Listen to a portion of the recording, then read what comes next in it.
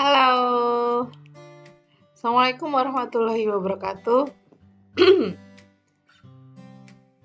Bagaimana kabarnya? Semoga kalian semua di rumah baik-baik aja ya. Dan tetap semangat, tetap sehat. Sebentar lagi ujian loh. Sudah belajar?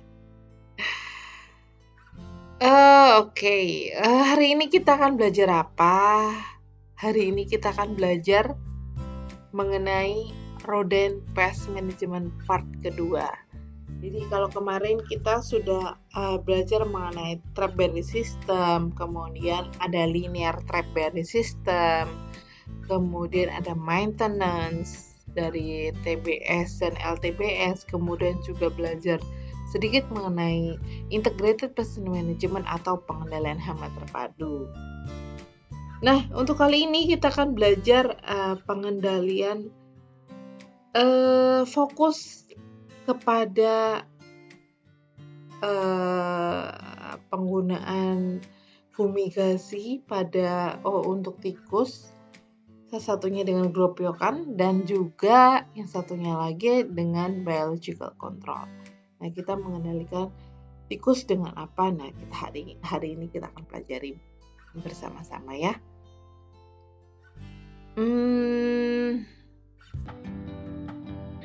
Nah, untuk gambar yang ada di slide pertama kalian ini, tahu kan ya ini gambar apa? Ada yang tahu? Tito alba ya. Jadi spesies dari Tito alba ini merupakan spesies dari burung hantu atau owl. Kalau yang ini namanya adalah barn owl. Jadi dia memang spesifik biasanya untuk pengendalian hama, khususnya untuk tikus. Siapa dia? Bagaimana hidupnya? Dan apa kesukaannya? Nah, kita akan belajar hari ini. Untuk selanjutnya adalah ini gropiokan. Apa itu gropiokan? Gropiokan massal itu adalah kita mengendalikan tikus secara bersama-sama yang dilakukan biasanya oleh petani dan menggunakan fumigan khusus ya. Fumigan ini adalah dia racun pernafasan atau istilahnya adalah fumigasi dan dia menggunakan sulfur. Gropiokan massal di situ disebutkan bahwa pengendalian dari tikus menggunakan fumigasi, menggunakan sulfur. Nah, kemudian muncul pertanyaan, mengapa kita menggunakan sulfur? Mengapa tidak bahan yang lainnya? Karena sulfur ini dirasa masih aman ya penggunaannya untuk mengendalikan tikus dan tidak membahayakan hewan lain ya, karena yang dosis dan konsentrasinya pun juga sudah diatur ya, sehingga tidak akan membahayakan hewan lain ataupun membahayakan tanaman, jadi masih aman saja. Dan dia yang namanya fumigasi kalau untuk di tikus dan pada gropiokan massal ini dia yang diserang adalah racun nafas ya, jadi pernafasan yang diserang. Kemudian implementasi gropiokan biasanya itu diikuti dengan adanya pembongkaran active hole, pembongkaran lubang-lubang aktif dari si tikus. Yang sudah kalian ketahui bahwa yang namanya tikus itu mempunyai active hole ya, mempunyai lubang aktif. Jadi pada fase vegetatif dan fase generatif itu berbeda lubangnya ya, bentuknya berbeda. Dan itu jadi yang namanya karena ini mengendalikan dengan sulfur racun nafas, oleh karena itu memang harus kedap ya. Jadi betul-betul dia mempengaruhi pernafasan si tikus itu. ada namanya alat namanya pengemposan. Jadi ini modifikasi dari petani. Jadi alat pengemposan itu diberi dengan sulfur dan kemudian diemposkan pada lubang-lubang aktif pada tikus dan kemudian digebuk-gebuk nanti ya. Active hole ini biasanya diameternya sekitar 6 sampai 8. Jadi mungkin sekitar segini. Tidak terlalu besar namun cukup ya. Dimana apakah di dalam yang terlintas di pikiran kalian ketika di situ ada lubang tikus, apakah di situ hanya ada lubang tikus saja? Tentu tidak. Di dalamnya itu ada long koridor, ada koridor yang panjang dan bercabang-cabang. In the hole there is a long corridor with the branches and enlarged room to give birth. Jadi ada koridor panjang, bercabang-cabang, dan ada bagian tertentu yang dia tuh enlarge. Bagian tertentu yang dia itu membesar. Untuk apa? Nah, itu untuk dia melahirkan dan merawat anaknya ya. Ketika sudah dilahirkan. Kemudian biasanya tikus itu mempunyai 2 sampai 3 lubang aktif untuk masuk ataupun untuk escape, untuk keluar. Jadi ada sekitar satu tikus itu mempunyai sekitar 2 sampai 3 ya lubang aktif. Nah, ketika satu sisi diemposin, sisi lainnya sama petani itu sudah dijagain oleh petani. Dan petani apa yang dilakukan ketika emposan sudah dilakukan, kemudian si sesak nafas di dalam tanah dan si tikus itu keluar, dan apa yang dilakukan itu dimatikan oleh petani. Jadi gebuk-gebuk ya. Jadi pastikan, make sure the other holes, jadi pastikan lubang yang lainnya are closed, tertutup ya. Jadi pastikan tutup agar apa? Ya agar pengendalian gerobekan massal dengan melakukan fumigasi ini bisa efektif gitu. Kalau tidak ditutup, kemudian tikus bisa lolos dari lubang yang lain dan dia bisa kabur gitu ya. Jadi cuma jika tidak ditutup ya. Jadi ketika tikus itu datang ya. Jadi ketika satu tikus itu kemudian keluar dari active hole yang lain, active hole karena lubang aktifnya kan ada banyak yang tadi ya, sehingga dapat directly hunted and killed directly by being hit using a tools or that has been prepared. Jadi mempergunakan apa saja yang bisa untuk memukul si tikus tersebut gitu. Sudah jelas ya penjelasan saya mengenai gerobekan massal. Ini ada gambar-gambar petani di mana petani itu melakukan gerobekan massal, dan ini gerobekan massal itu biasanya dilakukan pada musim bera. Yang namanya bera itu adalah di mana ketika setelah panen, ketika tidak ada pertanaman. Nah, apakah itu efektif dilakukan ketika tidak ada pertanaman? Justru efektif. Mengapa? Karena ketika tidak ada tanaman di lahan, ketika semua tanaman, asumsikan di sini tanamnya serempak ya. Ketika semua tanaman padi itu dipanen, dan apa yang terjadi?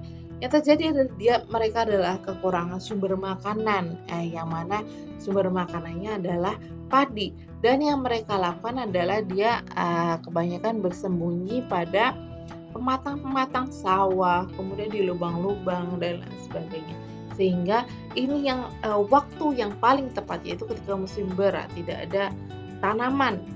Dan pengendalian dengan gerobekan massal ini sangat efektif untuk menurunkan populasi tikus di musim yang akan datang, seperti itu ya. Jadi silakan dipahami konsepnya bagaimana. Oke ya.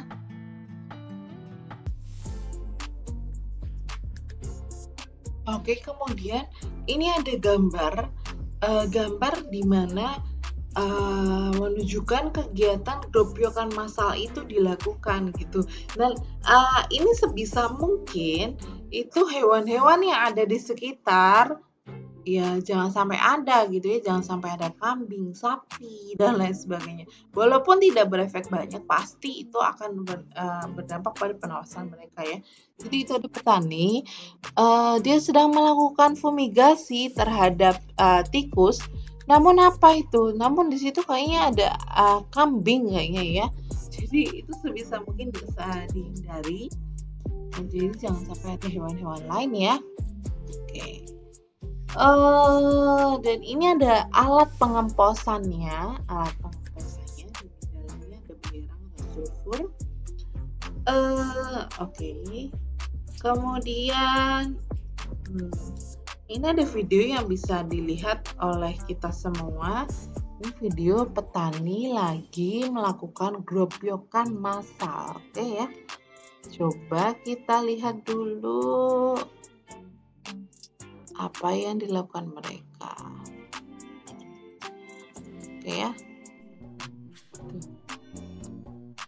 Seperti itu ya kegiatannya. Itu ada active hole-nya si petani, kemudian dia membongkar lubang aktif dan di sisi lain active hole-nya itu di sisi lain itu petani udah siap dengan gebukannya masing-masing dia memadamkan. Ini bisa sampai banyak ini dalam sekali gropyokan itu bisa ratusan didapat, mungkin bahkan bisa sampai ribuan ya kalau memang keadaannya sangat endemik sekali seperti itu ya. Kemudian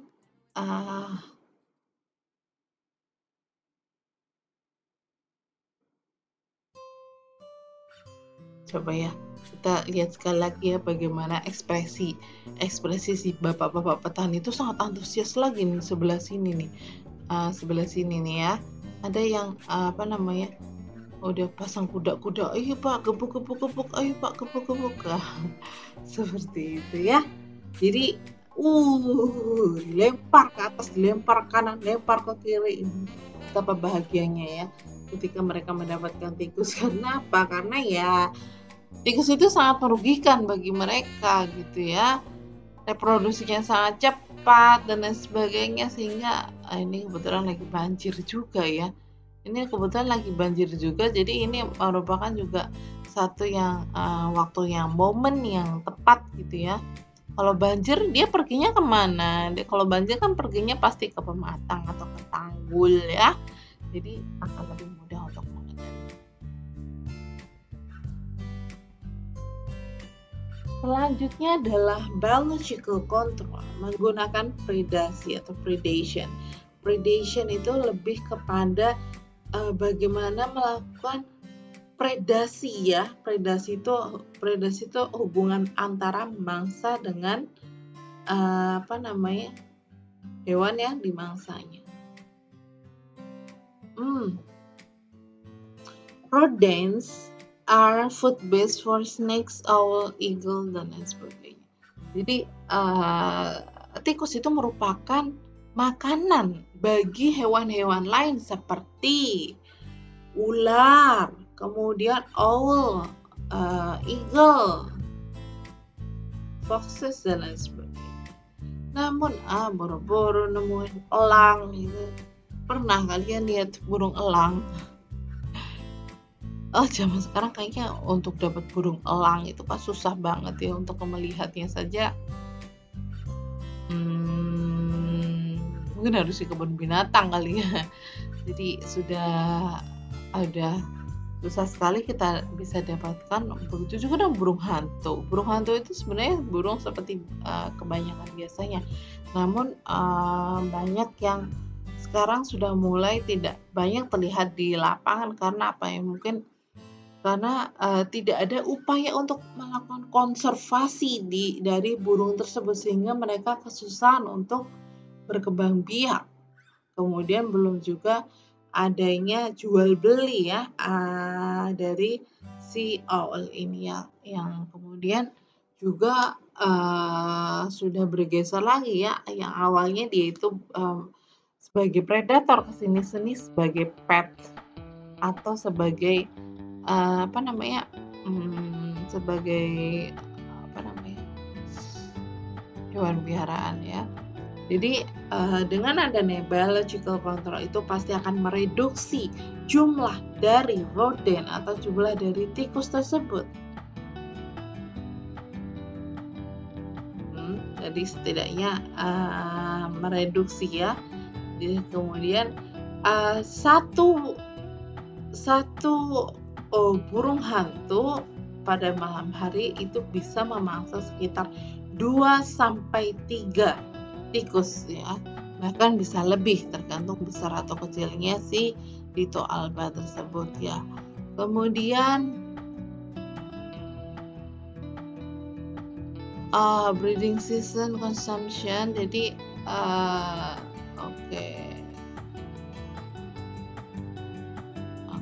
jadi ini adalah gambaran dari ini ya, yang ini dulu ya. Yang atas ini ada gambaran dari petani yang dia melakukan POPT sedang melakukan pelepasan burung hantu Tito alba di lapangan. Ini Tito alba dan anak-anaknya dan dikasih tikus. Sedangkan ini apa? Ini yang tinggi-tinggi ini adalah rubuha. Rubuha apa itu? Itu adalah rumah burung hantu atau disebut dengan artificial nest. Artificial itu apa? Artificial itu adalah artificial buatan ya, sedangkan nest itu adalah sarang. Kemarin waktu ada diskusi dengan mahasiswa, ada yang bilang itu saya pernah melihat rubuha Bu di tempat saya ada. Oke, ada, tapi kamu tahu nggak itu di dalamnya apa isinya? Enggak Bu, nggak kelihatan. Memang iya, karena dia tinggi ya, biasanya dia tinggi. Jadi apa yang ada di dalam rubuha itu adalah itu adalah burung hantu Tito alba dan anak-anaknya dan keturunannya. Bisa dilihat seperti ini ya. Dan di paling bawah ini adalah inside the rubuha seperti itu. Dia sebenarnya dia itu mempunyai nest atau mempunyai sarang itu di pohon-pohon yang tinggi. Dan dia membuat sarangnya itu dari material-material sisa-sisa tanaman dan lain sebagainya ya. Jadi ketika kita membuatkan dia sarang dengan dengan ukuran tertentu yang sudah ada penelitiannya, jadi ada minimal ukuran bentuk dan sebagainya. Dan kemudian rubuha tersebut menjadi tempat yang ideal untuk mereka kawin, untuk membesarkan anak-anaknya dan sebagainya, sehingga dia bisa mengendalikan hama tikus di lapangan.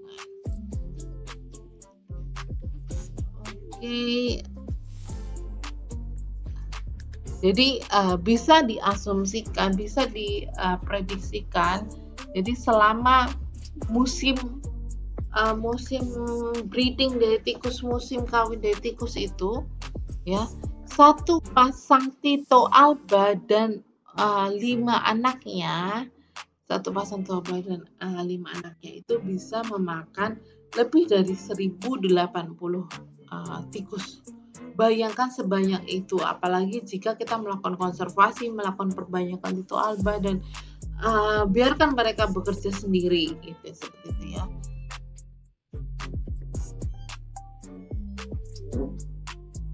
Ini adalah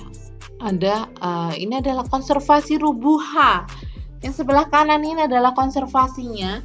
Jadi ada itu di Poktan Mekarsari 2 Pasir Mulia, Kecamatan Majalaya, Karawang. Kalau ada yang rumahnya di sana, check it out. Yang di sana ada yang namanya ini kerjasama dengan pemerintah. Karena apa? Karena pembuatan artificial nest atau untuk konservasi dari Tito alba itu tidak murah. Ini adalah ini mahal. Nah, seperti ini ya. Jadi ini tempat konservasinya saja. Sedangkan kalau yang di lahan bentuknya ya seperti rumah tinggi, seperti itu aja ya. Dan ini juga ada, cuma ini terlalu pendek nih, biasanya tinggi ya, jadi bukan seperti ini. Dan saya ada ini lagi, ada video yang bisa dilihat lagi. Jadi ada melakukan sanitasi dari rubuha. Ini para petani dan ada anak-anaknya melakukan pembersihan rubuha secara bersama-sama. Ya, jadi apakah konservasi itu penting? Tentu penting sekali karena kita memperbanyak di situ dan memperbanyak Tito alba dan selalu kita kontrol perkembangannya ya. Seperti itu sehingga ketika mereka dewasa kemudian bisa siap untuk dilepas di tapak.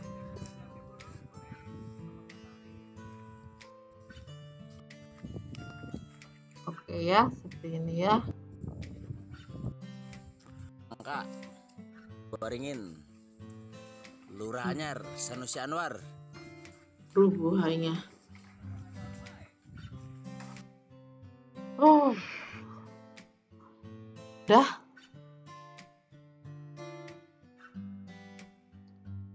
Oke, kita lanjut lagi mengenai biological control menggunakan Tito alba.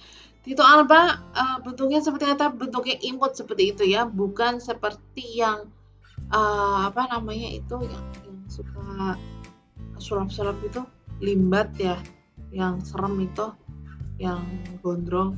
Nah, itu burungnya burung apa? Saya rasa itu ya yang dipakai bukan burung Tito alba, melainkan spesies bugo ketupu. Nanti akan ada gambarnya. Kalau ini nama umumnya adalah the barn owl. Barn owl itu adalah ya burung hantu ya. Yang nokturnal. Apa itu nokturnal? Dia aktif pada malam hari sama seperti owl-owl yang lainnya ya. Kemudian barn owl itu mempunyai white heart shaped face. Dia mempunyai muka itu, raut muka itu bentuk hati, di bentuk love nih ya. Seperti itu. Dengan dadanya itu berwarna kecoklatan, kuning kecoklatan ya biasanya ya. Dan backnya itu atau punggungnya itu berwarna agak kekuningan kecoklatan seperti yang digambar. Dan dia mempunyai long wingspan, dia mempunyai sayap, bentangan sayap yang sangat itu ya, sangat panjang ya, bentangan sayap terbang. Seperti yang digambar yang sebelah sini. Kemudian dia uniknya lagi dia silent in flight. Jadi ketika terbang dia nyaris tidak ada suara. Jadi keunggulan dia sebagai predator salah satunya yaitu ya dia mempunyai a long wingspan dan dia juga silent, dia benar-benar tidak kedengaran. Dan barn owl ini di mana bisa kita ketemukan, ternyata dia tidak hanya ada di Indonesia saja, tidak, melainkan dia secara luas terdistribusi di seluruh dunia kecuali benua Antartika ya. Dan barn owl ini dia bisa dan dia mampu beradaptasi dengan baik bahkan pada habitat dan altitude yang berbeda. Habitatnya beda-beda, ketinggian berbeda-beda, namun dia masih tetap survive. Termasuk dia bisa survive di desert atau dia survive di gurun, di grassland, di forest, di agricultural fields, di urban areas dan lain sebagainya. Dia bisa survive. Dan nestingnya di mana? Nesting atau sarang sudah saya jelaskan, dia pada lubang-lubang pohon, pada gedung, pada nest boxes atau pada sarang bentuk box atau rubuha ya. Dan pada umumnya they do not build a true nest. Mereka tidak membuat betul-betul nest yang baru atau dia tidak membuat yang betul-betul betul-betul sarang ya dari nol. Namun dia membuat itu dari sisa-sisa tanaman atau sisa-sisa atau ranting-ranting kecil dan lain sebagainya. Kemudian untuk betina dia bisa bertelur 2 sampai 11 ekor anakan dan umumnya bisa bertelur 5 dan dia dierami atau diinkubasi itu sekitar 29 sampai 30 hari. Jadi sekitar 1 bulan dia dierami. Dan kemudian setelah itu si anaknya menjadi muda dan kemudian menjadi dewasa dan mereka pertama kali bisa terbang itu ketika sekitar umur 60 hari ya. 60 hari dia bisa terbang dan yang namanya Tito alba ini mempunyai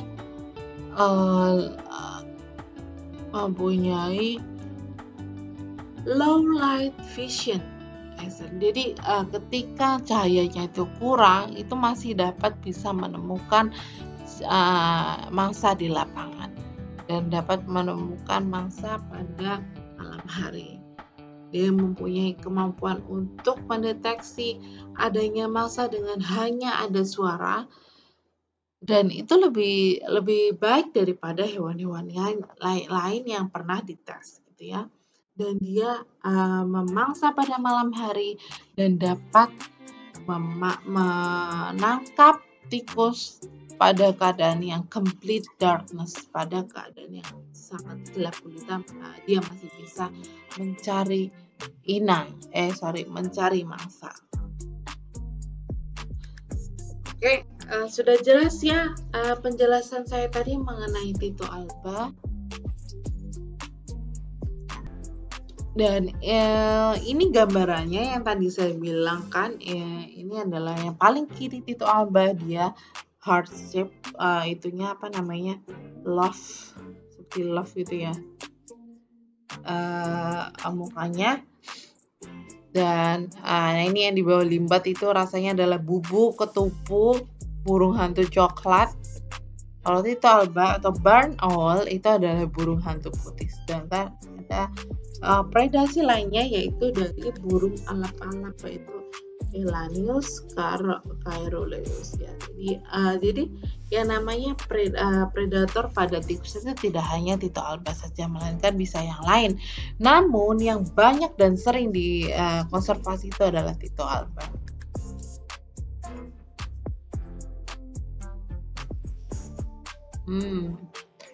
Kemudian biological control predasi itu juga bisa menggunakan tikus seperti Pittosporus atau ular tikus, naja-naja ular kobra, Piton reticulata ular sanca, Trimesmerus dan sebagainya. Ada Ophiopagus hanna itu juga merupakan predator dari tikus. Namun ketika kita berbicara mengenai pengendalian, apakah pengendalian dengan tikus itu human friendly? Yang ada petani dipatok oleh si ular tersebut. Jadi rasanya ini tidak menjadi pilihan ya ketika kita mengendalikan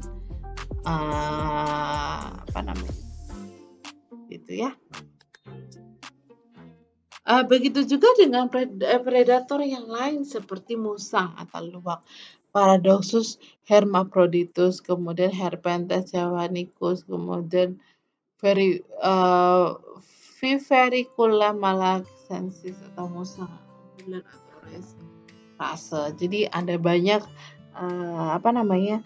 agens pengendali biologi yang bisa kita pergunakan. Selain Tito alba, ada bubuk ketupu, ada Elanius dan lain sebagainya.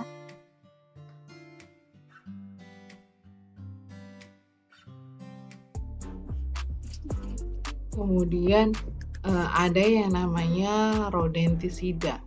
Apa sih rodentisida? Rodentisida itu adalah pestisida yang dia digunakan untuk mengendalikan dan membunuh tikus ya, membunuh dan mempengaruhi aktivitas seperti makan, minum, kopulasi, reproduksi dan lain sebagainya ya. Jadi rodentisida itu untuk mengendalikan tikus yang dia tidak hanya membunuh saja, biasanya sebelum dia mati itu bisa berpengaruh ya dari pola makan, minum, kopulasi, bahkan reproduksinya. Coba kalian lihat sebelah kanan ini dijamin tikus mati kering tanpa bau. Betul nggak kira-kira? Bisa nggak tikus itu mati kemudian tanpa bau? Kalau dipikir secara logis bisa tidak? Rasanya tidak bisa ya. Dia makhluk hidup. Kemudian kalau mati dia akan mengalami pembusukan dan pasti akan bau gitu ya. Jadi rasanya ini terlalu lebay ya, terlalu berlebihan dibilang kayak gitu. Jadi tidak betul ya seperti itu ya. Dan kebanyakan tikus itu ketika dia memakan racun seperti ini racun ya, racun umpan ya, racun umpan. Dia memang didesain setelah makan itu si tikus itu mengalami dehidrasi ya, sehingga dia akan menuju matinya itu nanti menuju ke daerah-daerah yang banyak airnya ya, di saluran air dan lain sebagainya. Jadi efeknya itu adalah dehidrasi. Dan jadi racun pada tikus itu dibagi menjadi 4, yaitu adalah poisonous bait, yaitu umpan beracun, dan dia mempengaruhi pencernaannya. Disebut di situ adalah stomach poisons atau racun perut ya. Kemudian fumigan. Kalau racun perut tersebut harus dikonsumsi dulu, kemudian baru menimbulkan efek terhadap tikus. Sedangkan fumigan di sini menggunakan gas.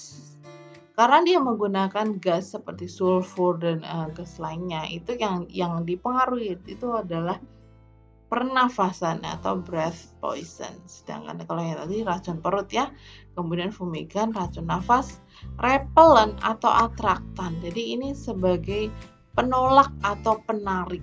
Jadi ada namanya atraktan dan biasanya yang dipengaruhi adalah reproduksinya ya. Kemudian ini juga infertility juga yang dipengaruhi reproduksinya, sehingga dia akan kemosterilan ya. Jadi dia dapat steril dan tidak bisa mempunyai keturunan lagi.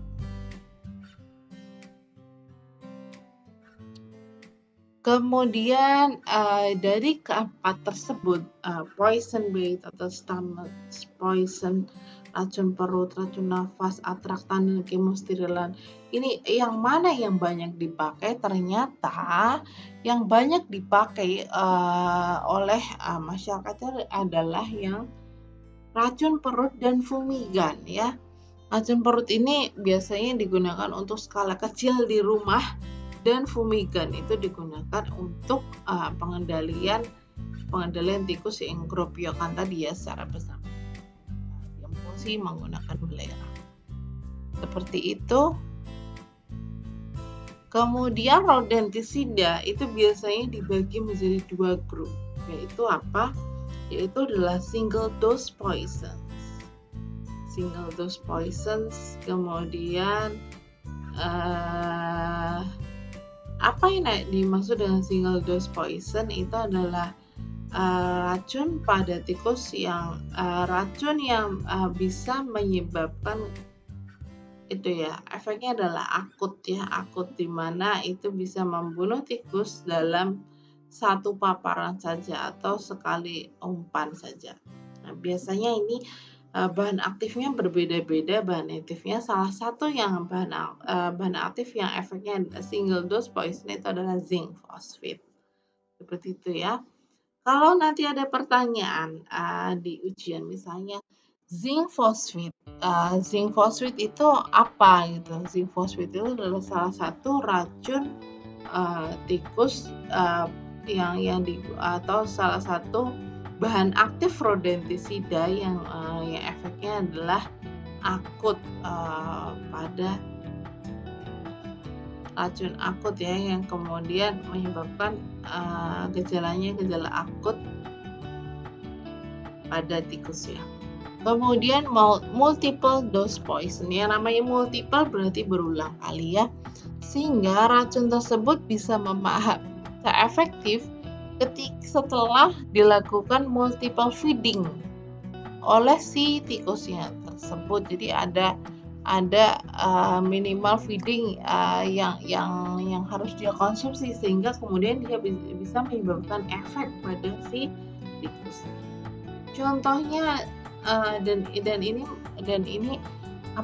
efeknya adalah efek kumulatif ya. Kemudian contohnya ada warfarin, ritonavir, rodavirin, silymarin dan lain sebagainya. Ini yang warna hijau-hijau ini adalah racun tikus, biasanya ini racun parut ya. Nah, ini ada tikus itu apakah melulu ukurannya kecil? Ternyata tidak. Tikus itu ada yang ukurannya besar sekali atau disebut dengan giant rat. Nah, itu sebesar itu gitu ya tikus, dan ini salah satunya ditemukan di London ya. Dan bagaimana cara mengendalikan tikus itu misalnya kalau tikus sawah seperti itu. Kemudian kalau tikus rumah bagaimana? Ya seperti yang saya bilang ya, untuk pengendalian tikus rumah itu adalah yang paling utama adalah sanitasi, kemudian menutup lubang yang ada salurannya dengan saluran air dan sebagainya, menutup kloset dan sebagainya. Yang paling penting sih sanitasi, melakukan pembersihan dan jangan sampai ada sampah di rumah. Nah itu ini sepertinya ini ada tikus yang hidupnya di got ya, yang bisa sampai besar sekali ya, seperti kucing ya. Kemudian saya akan menjelaskan di bagian exam, bagian ujiannya. Ujiannya kurang lebih seperti ini, namun jika nanti ada perbaikan nanti akan saya komunikasikan di kemudian hari ya. Jadi biasanya number of question itu ada sekitar 85.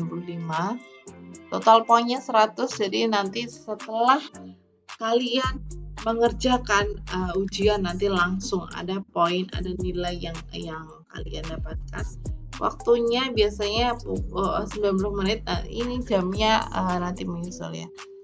Waktunya 90 menit dan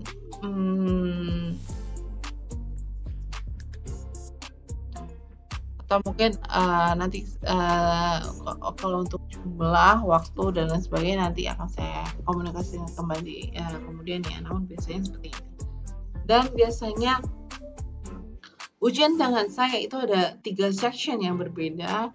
Yang pertama ada section yang pertama itu ada benar atau salah ya, seperti di kuis-kuis kalian sudah terbiasa ya dengan benar atau salah. Yang pasti harus dibaca sangat teliti sekali ya, dan nggak usah lagi tanya-tanya teman dan sebagainya karena itu nggak guna gitu, itu kan menghabiskan waktu saja. Dan ada 35 soal untuk benar salah. Kemudian section yang kedua ada multiple choice. Multiple choice itu jumlah soalnya sekitar 35, dan kemudian section yang ketiga atau section yang terakhir adalah firing up statement. Jadi di situ ada pertanyaan dan jawaban. Pertanyaan 1 tapi jawabannya pilihan jawabannya misalnya ada 10 gitu ya. Jadi kalian harus memasangkan biasanya ini berhubungan dengan istilah-istilah. Jadi istilah-istilah asing dan kemudian ada jawabannya. Jadi kalian tinggal milih, kalian tinggal menjodohkan, dan satu soal itu biasanya emang jawabannya 1 juga ya. Jadi saya bagi 2, ada 10 pilihan dan ada 5 pilihan. Jadi di sini totalnya dan ini nilainya 2 poin per number. Jadi sekitar 30 poin untuk section yang ketiga. Kemudian the exam will be delivered in English using Google Form. Ujiannya menggunakan bahasa Inggris. Yang pasti persiapkan kalian sebaik mungkin resume, kemudian dibaca ulang, dicermati betul-betul, karena gini ya, karena dalam proses ujian ini semua dilakukan online dan semua source itu ada pada kalian, semua materi juga semua sudah kalian punyai, tinggal bagaimana pemahaman mendalam kalian, apakah kalian paham atau tidak. Misalnya saya bolak-balik, kalian tetap paham atau tidak nanti. Kemudian tolong dipersiapkan koneksi internet sebaik mungkin, dan jika sudah mempunyai akun Unsika, silakan login menggunakan akun Unsika. Password dan usernya harus betul-betul hafal. Jadi nanti itu akan memudahkan saya untuk verifikasi ya. Dan kemudian selama ujian itu tidak diperkenankan untuk diskusi dengan teman karena itu buang waktu, karena temannya juga belum tentu benar ya. Jadi do yourself with your ability. There is no additional time, manage your time precisely. Jadi tidak ada tambahan waktu, nanti untuk waktunya menyusul. Kemudian di akhir itu biasanya ada CAPTCHA. CAPTCHA itu semacam verifikasi apakah kalian robot atau bukan. Nah itu butuh waktu juga. Jadi spare ekstra sekitar 5 menit untuk memilih CAPTCHA yang tepat. Karena kalau kalian terlalu di last minute itunya submitnya, nah itu buat CAPTCHA-nya nanti kalian akan susah ya. Kadang kalau udah panik udah buyar semuanya. Kemudian setelah ujian selesai, kalian harus mengisi e-presence dan e-presence nanti linknya insya Allah akan saya upload di Google Classroom, sehingga nanti sekali upload nanti akan ada 2, yaitu link ujian dan link untuk e-presence. Seperti itu ya untuk ujian dengan saya. Contoh-contoh soalnya mirip-mirip dengan apa yang sudah kalian pelajari di mini quiz, dan silahkan belajar lebih baik lagi, persiapkan, dan ini ada motivasi untuk kalian. Knowledge is not only power, knowledge is profit. Ya, pengetahuan itu tidak hanya kekuatan kalian, tapi juga keuntungan. Semakin cepat kalian itu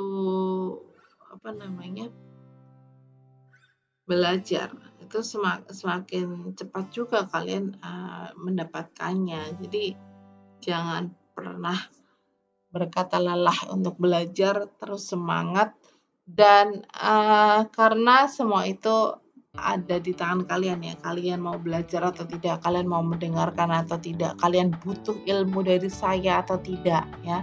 Karena sebetulnya kalau dalam e-presence itu untuk kalian pertemuan keberapa itu sebenarnya oke, itu untuk syarat saja untuk kalian bisa mengikuti ujian. Namun sebenarnya tidak lebih dari itu ya. Jadi lebih kepada kalian itu butuh nggak sih ilmu dari saya? Kalian itu perlu nggak sih mendapatkan tambahan informasi dari saya gitu ya. Jadi emang betul-betul harus ini ya. Harus dipahami. Kemudian